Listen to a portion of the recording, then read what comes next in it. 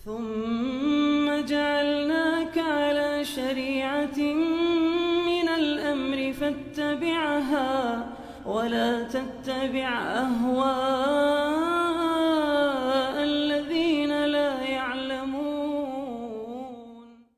Datang sebagian orang sekarang menyatakan bagi kita memang dosa berbuat demikian, tapi bagi beliau enggak. Kenapa? Karena beliau udah sampai ke tarikat ma'rifah. Kalau kita berdosa karena kita masih di tarikat syariah, ya, lebih tinggi dari syariah hakikah. Tapi beliau udah tarikat ma'rifah. Apa yang beliau lakukan bagi kita dosa, tapi bagi beliau enggak dosa lagi karena sudah tarikat ma'rifah. Sudah lepas dari beban syariat. Apa dalilnya? Allah berfirman dalam surat An-Naml, wa'bud rabbaka hatta ya'tiyakal yaqin. Beribadahlah kamu kepada Allah sampai kematian datang menjemputmu. Lah dia sudah yakin, berarti nggak perlu lagi beribadah kepada Allah. Kalau kita masih awam, masih tarikat syariah, beliau udah ma'rifah, udah benar-benar kenal Allah. Beliau udah pernah suluk 40 hari, puasa muti 40 hari 40 malam. Ia hanya di dalam kelambu dan sering mimpi berjumpa dengan Nabi, sering berkomunikasi dengan malaikat. Subhanallah. Demikian sebagian orang dibodoh-bodohi. Dalilnya apa? Itu tadi firman Allah dalam surat An-Naml ayat terakhir, wa'bud rabbaka hatta ya'tiyakal yaqin. Beribadahlah engkau kepada Rabbmu sampai al-yaqin datang kepadamu. Dan dia udah yakin. Beda dengan kita, kalau kita belum yakin karena masih syariah. Beliau udah ma'rifah. Bagaimana jawabnya jemaah? Ayat suci Al-Quran keliru? Hah? Ada dalilnya tadi. Surat An-Naml ayat terakhir. Hah? Bagaimana?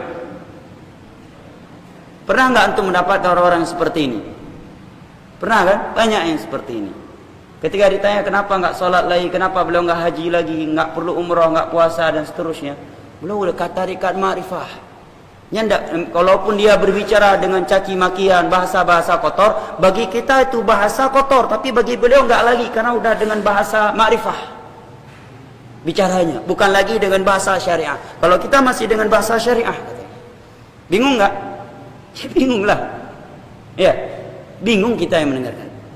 Padahal kalau dia buka tafsir apa maksud al-yaqin pada ayat di atas tadi, jelaslah bahwa ini maksud al-yaqin di situ adalah kematian.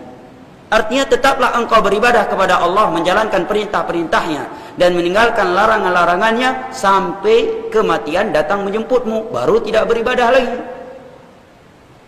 Demikian yang ditafsirkan oleh para sahabat Nabi SAW. Dan ini salah satu bukti apa yang disebutkan oleh para ulama, bahwa di antara sumber kesesatan adalah tatkala seseorang menafsirkan Al-Quran, menafsirkan hadis-hadis Nabi bukan dengan pemahaman para sahabat Nabi, para tabi'in dan tabi'in.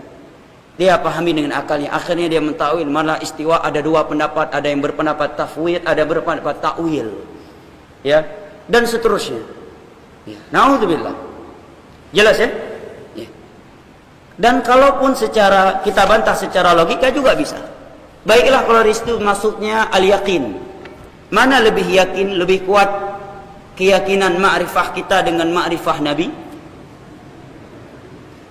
Mana lebih kuat ma'rifah ulama aulia sekarang dengan ma'rifah Abu Bakar, Umar, Uthman, Ali dan sahabat-sahabat yang lainnya?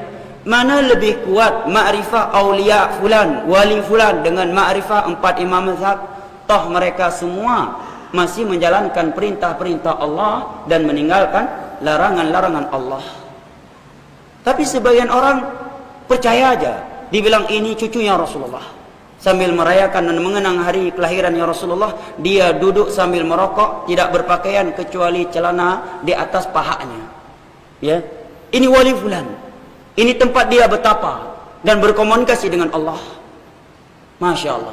Ada aja yang percaya.